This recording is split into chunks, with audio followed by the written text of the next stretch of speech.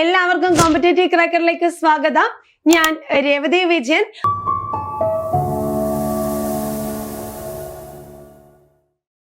അപ്പൊ ഡിഗ്രി കഴിഞ്ഞ ഉദ്യോഗാർത്ഥികളെ സംബന്ധിച്ചിടത്തോളം ഒരു സുവർണ അവസരം തന്നെയാണ് അല്ലെ. എല്ലാ പരീക്ഷകളുടെയും നോട്ടിഫിക്കേഷൻ ഇതാ വന്നു കഴിഞ്ഞു.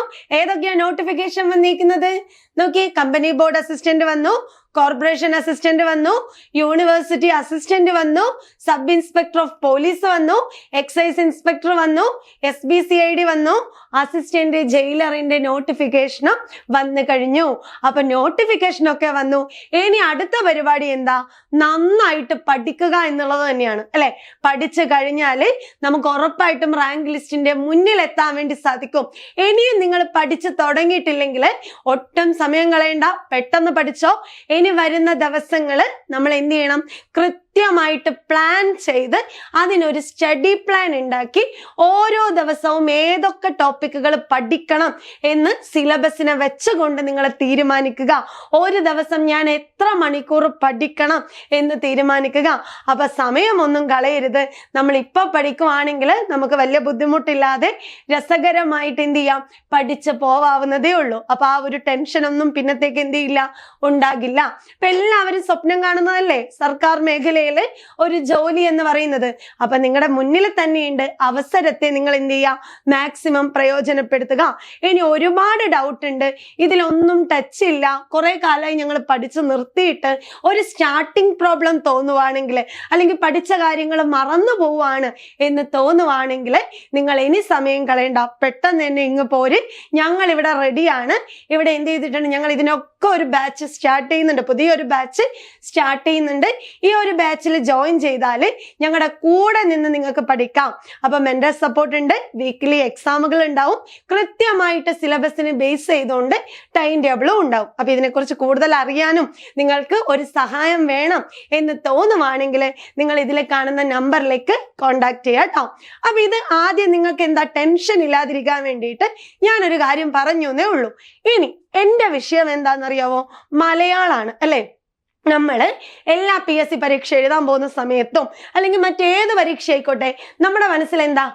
മലയാളല്ലേ, ഈസിയാണ്, നമുക്ക് പഠിച്ചില്ലെങ്കിലും ഒരു 5 or 6 മാർക്കുകൾ നമുക്ക് ഉറപ്പിക്കാം എന്നുള്ള ഒരു ധാരണയില് പലരും എക്സാമിന് പോവാറുണ്ട്. അപ്പൊ നിങ്ങൾ ആദ്യം മനസ്സിലാക്കണം, PSC പരീക്ഷയ്ക്ക് മാർക്ക് പിടിച്ചോ എന്നും പറഞ്ഞ് നിങ്ങൾക്ക് കൂടുതൽ സപ്പോർട്ട് ചെയ്യുന്നത് ഏതൊക്കെ വിഷയങ്ങളാണെന്നറിയാവോ?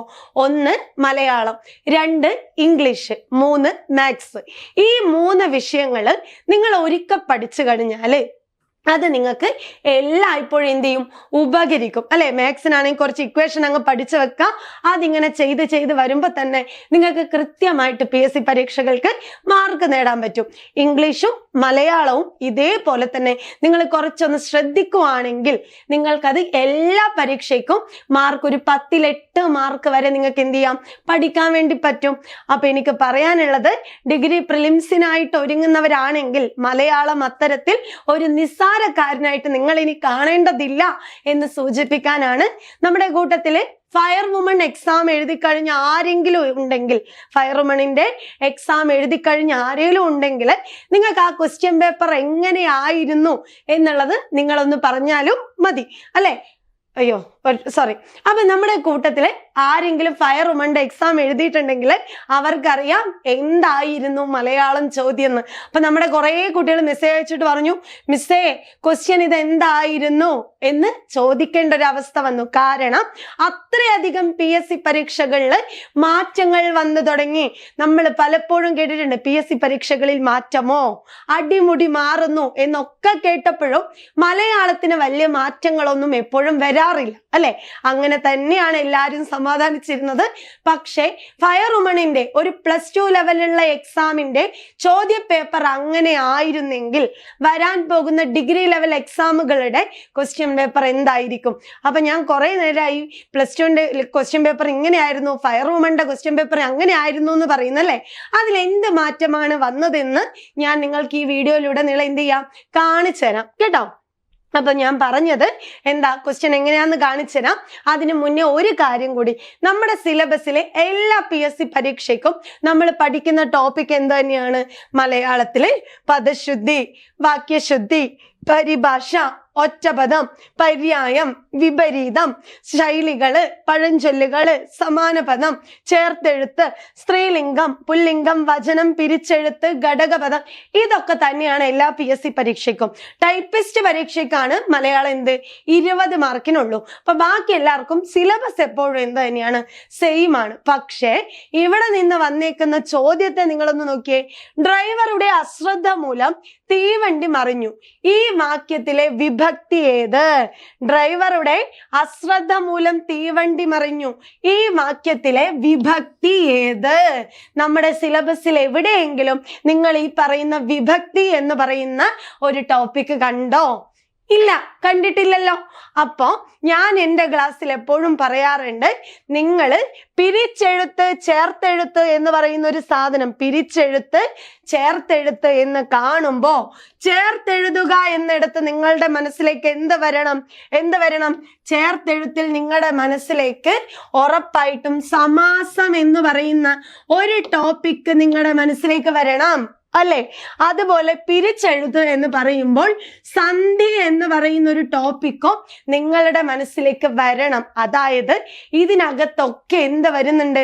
ബേസ് ആയിട്ടുള്ള വ്യാകരണങ്ങൾ ഉൾപ്പെട്ടിട്ടുണ്ട്. അപ്പൊ നമുക്ക് ഒരു ടോപ്പിക്ക് പഠിക്കണമെങ്കിൽ അതിനകത്ത് നിൽക്കുന്ന വ്യാകരണം കൂടി എന്ത് വേണം? നിങ്ങൾ അറിഞ്ഞിരിക്കണം. അപ്പൊ പിരിച്ചെഴുത്ത്, ചേർത്തെഴുതുക എന്ന് പറയുമ്പോ അവിടെ സമാസം എന്ന് പറയുന്ന ഒരു ടോപ്പിക്ക് വരുന്നു. സമാസം വരുന്ന സമയത്ത് അതിനകത്ത് എന്ത് വരും? വിഭക്തി എന്ന് പറയുന്ന മറ്റൊരു ടോപ്പിക്ക് കൂടി ഉൾപ്പെടുന്നുണ്ട്. കാരണം സമാസം എന്ന് പറഞ്ഞെന്താ? വിഭക്തി പ്രത്യയങ്ങൾ ചേർക്കാതെ 2 പദങ്ങളെ തമ്മിൽ ബന്ധിപ്പിക്കുന്നതാണ് സമാസം. 2 പദങ്ങളെ തമ്മിൽ ബന്ധിപ്പിക്കുക എന്ന് പറഞ്ഞ എന്താ? അത് ചേർത്തെഴുത്താണ്, അല്ലേ? 2 പദത്തെ ബന്ധിപ്പിച്ചാൽ ചേർത്തെഴുത്തായി. ഇനി ഈ ചേർത്തെഴുതുന്നത് എങ്ങനെ? ഈ പറയുന്ന വിഭക്തി പ്രത്യയങ്ങൾ ചേർക്കാതെ. അങ്ങനെ വരുമ്പോ അത് സമാസമായി. അപ്പൊ ഇതിനകത്ത് ഉൾപ്പെട്ട മറ്റൊരു ടോപ്പിക്കാണ് എന്ത്? വിഭക്തി എന്ന് പറയുന്നത്. അപ്പൊ ഒരു ടോപ്പിക്കും ചെറുതല്ല, അതിനകത്ത് ഒളിഞ്ഞു നിൽക്കുന്ന ഒരു വ്യാകരണം കൂടിയുണ്ട്. അപ്പൊ നമുക്ക് ഈ ചോദ്യം കണ്ടാല് അയ്യോ ഇത് ഞങ്ങളുടെ സിലബസിൽ ഇല്ലാത്തൊരു ടോപ്പിക്കാണ് ക്വസ്റ്റ്യൻ വന്നേക്കുന്നത് എന്ന് നമുക്ക് പറയാൻ പറ്റുമോ? ഒരിക്കലും പറയാൻ പറ്റില്ല. ഇനി നോക്കിയേ. അപ്പൊ ഡ്രൈവറുടെ അശ്രദ്ധ മൂലം തീവണ്ടി മറിഞ്ഞു. ഈ വാക്യത്തിലെ വിഭക്തി ഏത് എന്ന് ചോദ്യം വന്നാൽ വിഭക്തി എന്താണ് എന്ന് നമ്മൾ എന്ത് ചെയ്യണം? അറിഞ്ഞിരിക്കണം.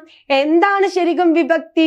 നാമത്തെ മറ്റ് പദങ്ങളുമായി ബന്ധിപ്പിക്കാൻ വേണ്ടി ചേർക്കുന്ന പ്രത്യയമാണ് വിഭക്തി എന്ന് പറയുന്നത്. നാമത്തെ മറ്റു പദവുമായി ബന്ധിപ്പിക്കാൻ, അല്ലെ? ഇപ്പൊ നാമം എന്ന് പറഞ്ഞാൽ അറിയാലോ എന്താ? ജീവനുള്ളതും ജീവനില്ലാത്തതുമായ നമുക്ക് ചുറ്റുമുള്ള വസ്തുക്കളെയാണ് നാം എന്ന് പറയുന്നത്. രാജു, അമ്മ, ഇത് രണ്ടും 2 സൈഡിൽ നിൽക്കുമ്പോ നമ്മൾ ഇതിനെ എങ്ങനെ ബന്ധിപ്പിക്കും? രാജുവിന്റെ അമ്മ, അല്ലെ? രാജുവിനോട് അമ്മ, രാജുവിനാൽ അമ്മ, രാജുവിന് അമ്മ. ഇങ്ങനെ നമ്മൾ ഇന്റെ, ഉടെ, ഇല്ല്, കല്ല്, ആല്, കീന് ഇങ്ങനെ കുറെ പ്രത്യയങ്ങൾ ചേർക്കും, അല്ലെ? ഈ പ്രത്യയത്തെയാണ് നമ്മൾ എന്ത് പറയുന്നത്? വിഭക്തി എന്ന് പറയുന്നത്. അപ്പൊ നാമത്തെ മറ്റു പദവുമായി ബന്ധിപ്പിക്കാൻ ചേർക്കുന്ന പ്രത്യയമാണ് വിഭക്തി. അപ്പൊ ഇവിടെ നിന്ന് ചോദിച്ചേക്കുന്നത് എന്താ? ഡ്രൈവറുടെ അശ്രദ്ധ മൂലം തീവണ്ടി മറിഞ്ഞു. ഈ വാക്യത്തിലെ വിഭക്തി ഏത്? ഇവിടത്തെ നാമത്തെ നിങ്ങൾ കണ്ടുപിടിച്ച് ഏതാ നാമം? ഡ്രൈവർ, അല്ലെ? നാമം ഡ്രൈവർ ആണ്. ഡ്രൈവർ, അശ്രദ്ധ. ഈ 2 പദങ്ങളെ തമ്മിൽ ബന്ധിപ്പിക്കാൻ ഇതിന്റെ ഇടയിൽ നമ്മൾ എന്ത് ചെയ്തിട്ടുണ്ട്? ഉടേ എന്ന് പറയുന്ന ഒരു പ്രത്യയം ചേർത്തു. അപ്പൊ ഈ പ്രത്യയം ഏത് വിഭക്തിയുടേതാണെന്നാണ് ചോദിച്ചേക്കുന്നത്? ഏതാ? സംബന്ധിക വിഭക്തി, സമാസ വിഭക്തി, സംയോജിക വിഭക്തി, മിശ്ര വിഭക്തി. ഏതാ ഇവിടെ ആൻസർ ആയിട്ട് വരുക? ഇന്റെ, ഉടേ എന്നൊക്കെ വരുന്നത് എന്താണ്? സംബന്ധിക വിഭക്തിയാണ്. ഇന്റെ, ഉടേ പ്രത്യയം വരുന്നത് സംബന്ധിക വിഭക്തിയാണ്. അപ്പൊ നമ്മൾ ഇതിനെ ഒരു കോഡ് വെച്ചൊക്കെ പഠിക്കും. എങ്ങനെ? നിപ്രസം, ഉപ്രസം എന്നും പറഞ്ഞ് ഒരു കോഡിലൂടെ എന്ത് ചെയ്യും, നമ്മൾ ഇതിനെ ഓർത്ത് വെക്കും. അപ്പൊ ഇതാണ് പ്രധാനപ്പെട്ട 7 വിഭക്തികള്. ഇത് കൂടാതെ മിശ്ര വിഭക്തി ഉണ്ട്, അതുപോലെ സമാസ വിഭക്തിയും ഉണ്ട്. അപ്പൊ അതൊക്കെ നമ്മൾ എന്ത് ചെയ്യണം, ഡീറ്റെയിൽ ആയിട്ട് ക്ലാസ്സിൽ പഠിക്കും. സോ ഞാൻ നിങ്ങൾക്ക് എങ്ങനെയാണ് ഇതിൽ നിന്നൊരു ക്വസ്റ്റ്യൻ വരുന്നത് എന്നാണ് ഞാൻ കാണിച്ചത്. അപ്പൊ നീ എന്ന് പറഞ്ഞാൽ നിർദ്ദേശിക, പ്ര എന്ന് പറഞ്ഞാൽ പ്രതിഗ്രാഹിക, സം എന്ന് പറഞ്ഞാൽ സംയോജിക, ഉ എന്ന് പറഞ്ഞാൽ ഉദ്ദേശിക, പ്ര എന്ന് പറഞ്ഞാൽ പ്രയോജിക, സം എന്ന് പറഞ്ഞാല് സംബന്ധിക, ദെൻ ലാസ്റ്റ് വൺ ആധാരിക. ഈ 7 എണ്ണത്തിനും വിഭക്തി പ്രത്യയങ്ങളുണ്ട്. അപ്പൊ പരീക്ഷയ്ക്ക് പോകുമ്പോ ഒഴിച്ചുകൂടാൻ പറ്റാത്തൊരു ടോപ്പിക് ഏതാണ്? വിഭക്തിയാണ്. ഈ വിഭക്തി എന്ന് പറയുന്ന ടോപ്പിക് സിലബസിൽ ഇല്ല എന്ന് നമുക്ക് എന്ത് ചെയ്യാൻ പറ്റില്ല, പറയാൻ പറ്റില്ല. കാരണം ബേസ് ആയിട്ടുള്ള അടിസ്ഥാന വ്യാകരണമാണ് നമ്മുടെ സിലബസിനകത്ത്. അതെന്ത് ചെയ്തിട്ടുണ്ട്, ഒന്ന് ഒളിപ്പിച്ച് വെച്ചിട്ടുണ്ട് എന്ന് ഓർത്ത് വെക്കാം. ഓക്കെ, ഇനി രണ്ടാമത്തെ വെർഷൻ ക്വസ്റ്റ്യൻ കാണിച്ചു തരാം. നോക്കേ, അവളുടെ പേന കളഞ്ഞുപോയി. ഈ വാക്യത്തിലെ പോയി എന്ന പ്രയോഗത്തിന്റെ പ്രത്യേകത എന്ത്? നിങ്ങൾ എവിടെയെങ്കിലും സിലബസിനകത്ത് ഇതിലുള്ള പറയുന്ന കൃത്ത്, അനുപ്രയോഗം, പ്രാക്പ്രയോഗം, തദ്ധിതം ഇങ്ങനെ എവിടെയെങ്കിലും നിങ്ങൾ കണ്ടോ? ഇല്ല. പക്ഷെ ഇതെന്താണ്? പ്രയോഗം എന്ന് പറയുന്ന ഒരു ഭാഗത്ത് നിന്നും വന്നിരിക്കുന്ന ചോദ്യമാണ് ഇത്. അപ്പോ ഇതും എവിടെ നിന്ന് വന്നു? കുറച്ചുകൂടി ഉള്ളിൽ നിന്ന് എടുത്തിട്ടുള്ള ഒരു ചോദ്യമല്ലേ വന്നിരിക്കുന്നത്. സാധാരണയായി നമ്മൾ മലയാളം ക്വസ്റ്റ്യൻ പേപ്പറിൽ താഴെ തന്നിരിക്കുന്നവയിൽ ശരിയായ പദം കണ്ടെത്തുക, താഴെ തന്നിരിക്കുന്ന പദത്തിന്റെ വിപരീത പദമായി വരുന്നത് ഏത്, ഏതർലിംഗ പദം കണ്ടെത്തുക, സന്ധി ഏത്, വിൻ പ്ലസ് സ്ഥലം ചേർത്തെഴുതിയാൽ ഈ വക ചോദ്യത്തിൽ നിന്നും മാറി ഒന്നുകൂടി എന്ത് ചെയ്തു, ആഴത്തിലുള്ള ചോദ്യം എടുക്കാൻ തുടങ്ങി. അപ്പൊ ഇവിടെ എന്താ, അവളുടെ പേന കളഞ്ഞുപോയി. ഈ വാക്യത്തിലെ പോയി എന്ന പദം ഏത് വിഭാഗത്തിൽ പെടുന്നു? ഇത് പ്രയോഗവുമായിട്ട് ബന്ധപ്പെട്ട ചോദ്യമാണ്. ഒരു വാക്യത്തില് കർത്താവിനാണോ പ്രാധാന്യം, കർമ്മത്തിനാണോ പ്രാധാന്യം എന്ന് മനസ്സിലാക്കുക എന്നുള്ളതാണ് പ്രയോഗം. അപ്പൊ അതില് എന്താണ്, കളഞ്ഞുപോയി. 2 ക്രിയകൾ അടുത്തടുത്ത് നിൽക്കുന്നുണ്ട് അല്ലെ. ഈ 2 ക്രിയകൾ അടുത്തടുത്ത് നിൽക്കുമ്പോ കളഞ്ഞുപോയി, അതായത് 2 ക്രിയകളില് ഈ രണ്ടാമത് നിൽക്കുന്ന പദത്തെ നമ്മൾ എന്ത് പറയും? അനുപ്രയോഗം എന്ന് പറയും. രണ്ടാമത് നിൽക്കുന്ന പദത്തെ നമ്മൾ എന്ത് പറയും? അനുപ്രയോഗം എന്ന് പറയും. എന്താ അനുപ്രയോഗം? അതായത് ഒരു ക്രിയയുടെ അർത്ഥത്തെ അതിന്റെ എല്ലാ ഭാവങ്ങളും അതിന്റെ എല്ലാ വികാരങ്ങളെയും അവതരിപ്പിച്ചുകൊണ്ട് നമ്മൾ ഒന്നുകൂടി വ്യക്തമാക്കുന്നതാണ് ഈ രണ്ടാമത്തെ പ്രയോഗം. മനസ്സിലായോ? അപ്പൊ ഒരു ക്രിയക്കകത്ത് കർത്താവിനാണോ കർമ്മത്തിനാണോ ഭാവത്തിനാണോ പ്രാധാന്യം എന്ന് തിരിച്ചറിയുന്നതാണ് ഈ പറയുന്ന പ്രയോഗം. ആ പ്രയോഗത്തിലെ ഒരു പ്രധാനപ്പെട്ടതാണ് ഈ പറയുന്ന അനുപ്രയോഗം എന്ന് പറയുന്നത്. അനുപ്രയോഗത്തെ വീണ്ടും തിരിച്ചിട്ടുണ്ട്. ഭേദകാനുപ്രയോഗം, കാലാനുപ്രയോഗം, നിഷേധാനുപ്രയോഗം എന്നൊക്കെ പറഞ്ഞിട്ട് വീണ്ടും തിരിച്ചിട്ടുണ്ട്. അപ്പോ ഇവിടെ ഓർത്ത് വെക്കുക, അനുപ്രയോഗം എന്ന് പറഞ്ഞാല് 2 ക്രിയകൾ അടുത്തടുത്ത് നിൽക്കുന്നതിലെ രണ്ടാമത്തെ പദമായിരിക്കും അനുപ്രയോഗം. ഇപ്പൊ ഞാൻ ഒരു സാധനം എന്റെ കയ്യിൽ നിന്ന് അത് കളഞ്ഞുപോയി എന്ന് പറയുമ്പോൾ നിങ്ങൾക്ക് എന്താ തോന്നുന്നേ? അയ്യോ പാവം, അത് കളഞ്ഞുപോയി അല്ലെ? ആ ഒരു അർത്ഥം വരുന്നില്ലേ? അവൻ ജയിലിൽ ചാടിപ്പോയി എന്ന് പറഞ്ഞാലോ, ചാടിപ്പോയി, പോയി അതെങ്ങനെയോ പറ്റിപ്പോയി എന്നുള്ള ഒരു അർത്ഥം അവിടെ വരുന്നില്ലേ?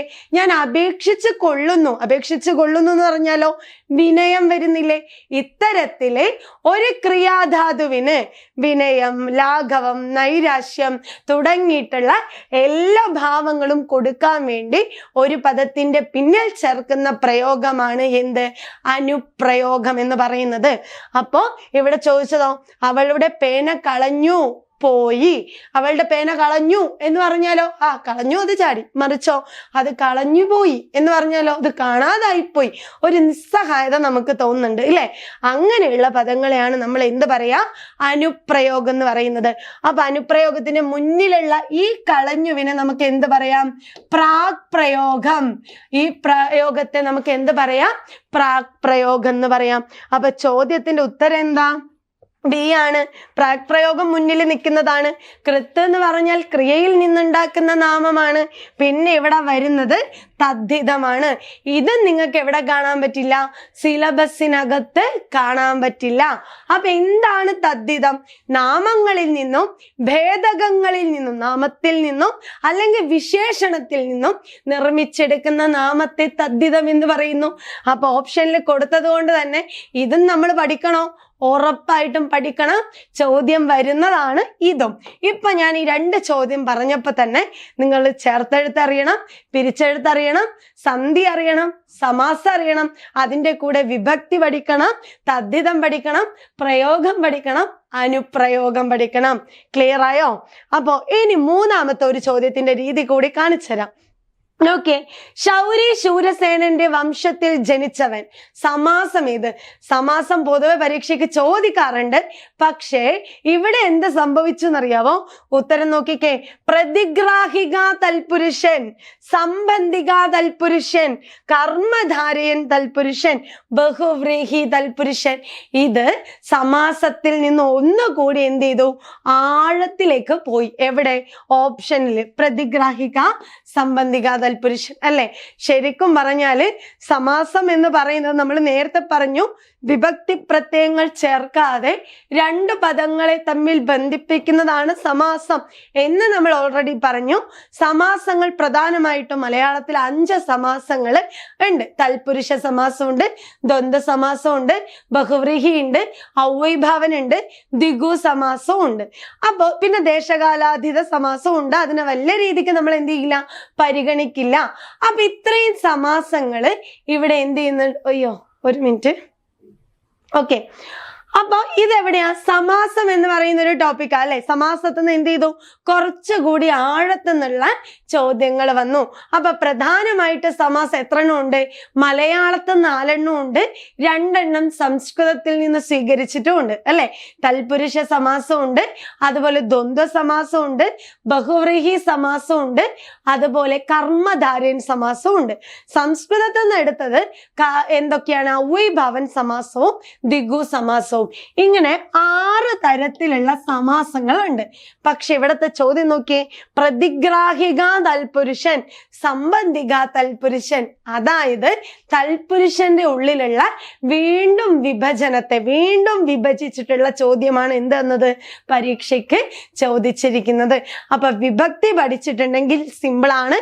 വിഭക്തി പഠിച്ചില്ലെങ്കിൽ എന്ത് ചെയ്യില്ല? ഉത്തരം എഴുതാൻ പറ്റില്ല. നോക്കിയേ, ശൗരി ശൂരസേനന്റെ വംശത്തിൽ ജനിച്ചവൻ, സമാസമേത് എന്നാണ് ചോദിച്ചിരിക്കുന്നത്. അപ്പൊ നിങ്ങൾ മനസ്സിലാക്കേണ്ടത് ഇത്രയേ ഉള്ളൂ. എന്താണ്? വിഗ്രഹിക്കുമ്പോൾ ഉത്തരപദത്തിന് പ്രാധാന്യം കൊടുക്കുന്നതാണ് തൽപുരുഷൻ. ഇങ്ങനെ നമുക്ക് കണ്ടുപിടിക്കൽ ബുദ്ധിമുട്ടാണ്. പക്ഷേ ഇവിടെ ഇന്ത്യ എന്ന് പറയുന്ന ഒരു സാധനം കണ്ടത് കൊണ്ട് തന്നെ നമുക്ക് പറയാം ഓപ്ഷൻ ബി സംബന്ധിക തൽപുരുഷനാണ്. നമ്മൾ വിഗ്രഹിക്കുന്ന സമയത്ത് നേരത്തെ പറഞ്ഞ വിഭക്തി പ്രത്യയങ്ങളിൽ ഏതെങ്കിലും വന്നോട്ടെ, ഇന്ത്യ വന്നോട്ടെ, ഉട വന്നോട്ടെ, ഇല്ല് വന്നോട്ടെ, കല്ല് വന്നോട്ടെ, ആല് വന്നോട്ടെ, ക് വന്നോട്ടെ, ന് വന്നോട്ടെ, നമ്മുടെ വിഭക്തി പ്രത്യയത്തിലെ എന്തും വന്നോട്ടെ, അങ്ങനെ വരുന്നുണ്ടെങ്കിൽ അതെല്ലാം എന്തായിരിക്കും? തൽപുരുഷ സമാസമായിരിക്കും. ഇപ്പൊ രാജപുത്രി, രാജാവിന്റെ പുത്രി, ചന്ദ്രകിരണം, ചന്ദ്രന്റെ കിരണം, തലവേദന, തലയിലെ വേദന, ഇങ്ങനെ പ്രത്യയങ്ങൾ വരുന്നതൊക്കെ തൽപുരുഷനാണ്. അങ്ങനെ നോക്കുമ്പോ നമ്മൾ വിഭക്തി പഠിച്ചില്ലേ നേരത്തെ? നിപ്രസം ഉപ്രസമ, അതിൽ പ്രതിഗ്രാഹിക വിഭക്തി ആണെങ്കിൽ എ എന്ന പ്രത്യയം, സംബന്ധിക വിഭക്തി ആണെങ്കിൽ ഇന്ത്യ ഉടെ. അപ്പൊ സ്വാഭാവികമായും സംബന്ധിക തൽപുരുഷന്റെ അല്ലേ ഇന്ത്യ എന്ന് പറയുന്ന പ്രത്യയം. സോ ആൻസർ ഓപ്ഷൻ ബി ആണ്. കർമ്മധാരയനാണെങ്കിൽ പൂർവപദം വിശേഷണമാണ്. അതുപോലെ വിഗ്രഹിക്കുമ്പോൾ ആയ എന്ന് പറയുന്ന ഒരു പ്രത്യയം വരുന്നു. ഓക്കെ, മഹർഷി, മഹാനായ ഋഷി എന്നൊക്കെ പറയുന്നത് പോലെ. ബഹുവ്രീഹി ആണെങ്കിലോ വിഗ്രഹിക്കുമ്പോൾ പൂർവോത്തര പദങ്ങൾക്ക് പ്രാധാന്യം കൊടുക്കാതെ മറ്റ് മറ്റൊരു പദത്തിന് പ്രാധാന്യം കൊടുക്കുന്നത്. എങ്ങനെ? നീലകണ്ഠൻ എങ്ങനെ നമുക്ക് വിഗ്രഹിക്കാം? നീലയായ ഖണ്ഡത്തോട് കൂടിയവൻ ആരോ അവൻ. ആരാ? നീലയായ ഖണ്ഡത്തോട് കൂടിയവൻ ശിവനാണ്.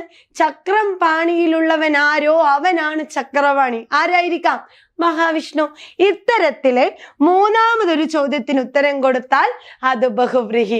അപ്പൊ ഞാൻ ഈ 3 ചോദ്യം നിങ്ങളെ പരിചയപ്പെടുത്തിയത് ഇത് മാത്രമൊന്നുമല്ല, ഫയറുമന്റെ ചോദ്യ പേപ്പറിൽ ജനം എന്ന് പറയുന്ന വാക്കിനെ എന്തുകൊണ്ടാണ് ജനം എന്ന രീതിയിൽ ഉച്ചരിക്കുന്നത്, അതുപോലെ ഊഷ്മാക്കൾ എന്ന ശബ്ദ വിഭാഗത്തിൽ ഉൾപ്പെടുന്നത് ഏത്, ഇങ്ങനെയുള്ള ചോദ്യങ്ങളൊക്കെ തന്നെ ഫയറുമൻ ക്വസ്റ്റ്യൻ പേപ്പറിൽ നമ്മൾ കണ്ടിട്ടുണ്ട്. +2 ലെവലിലുള്ള എക്സാമിന് ഇത്തരത്തിലൊരു ചോദ്യമാണ് വന്നിരിക്കുന്നതെങ്കിൽ നമ്മുടെ ഡിഗ്രി ലെവൽ എക്സാമുകൾക്ക് നമ്മൾ എങ്ങനെ വേണം തയ്യാറെടുക്കാൻ എന്നുള്ളൊരു സൂചന കൂടിയായിരുന്നു അത്. ഈ ഒരു ചോദ്യപേപ്പർ കണ്ടപ്പോ ഡിഗ്രി എക്സാമുകൾക്ക് വേണ്ടി തയ്യാറെടുക്കുന്ന നിങ്ങളോട് ഇത് ഉറപ്പായിട്ടും ഞാൻ പറയണമെന്ന് തോന്നി. അപ്പൊ PSC പരീക്ഷകളിൽ മാറ്റങ്ങൾ വന്നു തുടങ്ങി, മലയാളത്തിൽ നല്ല രീതിയിൽ മാറ്റം വന്നു. അതുപോലെ തന്നെ എക്സാമുകൾക്ക് ഇപ്പൊ എന്ത് ചെയ്തു, SCRT ടെക്സ്റ്റ് ബുക്കിലെ വരികൾ തന്ന് വരെ ചോദ്യം വന്നു അല്ലെ. ചക്ഷുശ്രവണ ഗളസ്തമാം ദർദുരം ഭക്ഷണത്തിന് അപേക്ഷിക്കുന്നത് പോലെ ഈ ഒരു വരിയിലെ അല്ലെങ്കിൽ ഈ ഒരു വരികളിലെ എന്താ ദർദുരം എന്ന പദത്തിന് സമാനമായ പദം ഏത്? ചോദ്യം ചോദിച്ചു കഴിഞ്ഞു അല്ലെ. ചക്ഷുശ്രവണ ഗളസ്തമാം ദർദുരം ഭക്ഷണത്തിന് അപേക്ഷിക്കുന്നത് പോലെ. ദർദുരം എന്ന പദത്തിന്റെ സമാനം എന്ത്? എന്താ ദർദുരത്തിന്റെ സമാനമായത്? തവള. ഇത്രേ ഉള്ളൂ. അപ്പൊ ഇത്തരത്തിലുള്ള ചോദ്യങ്ങളും നമ്മൾ ക്വസ്റ്റ്യൻ പേപ്പറിൽ കാണുന്നുണ്ട്. അപ്പൊ മലയാളം ഒട്ടും നിസ്സാരക്കാരനല്ല. നിങ്ങൾ പഠിക്കുമ്പോൾ സമയം കൊടുത്ത് തന്നെ മലയാളത്തെ പഠിക്കുക. പഠിക്കുന്ന സമയത്ത് സിലബസിൽ നമ്മൾ കണ്ട ടോപ്പിക്കേ ഉള്ളൂ എന്ന് കരുതി അതിനെ വിട്ടുകളയാതിരിക്കുക. പഠിക്കുമ്പോൾ അതിന്റെ എല്ലാ വശങ്ങളും അതിന്റെ വ്യാകരണത്തെ തന്നെ തിരിച്ചറിഞ്ഞ് പഠിക്കുക. എങ്കിൽ മാത്രമേ നമുക്ക് മലയാളത്തിൽ നിന്ന് വിചാരിച്ച ഒരു മാർക്ക് എന്ത് ചെയ്യാൻ പറ്റൂ, നേടാൻ പറ്റുള്ളൂ. അപ്പൊ ഇത് പറയാനാണ് ഇന്ന് നിങ്ങളുടെ മുമ്പിലേക്ക് വന്നിരിക്കുന്നത്. ഇന്നത്തെ ക്ലാസ് നിങ്ങൾക്ക് ഇഷ്ടപ്പെട്ടെങ്കിൽ നിങ്ങൾ ഉറപ്പായിട്ടും നിങ്ങളുടെ അഭിപ്രായങ്ങൾ ഇതിന്റെ താഴെ രേഖപ്പെടുത്തണം. അപ്പൊ നമ്മൾ അങ്ങനെയാണെങ്കിൽ നമുക്ക് എന്ത് ചെയ്യാം, കൂടുതൽ വീഡിയോയുമായിട്ട് വീണ്ടും കാണാം. Thank you.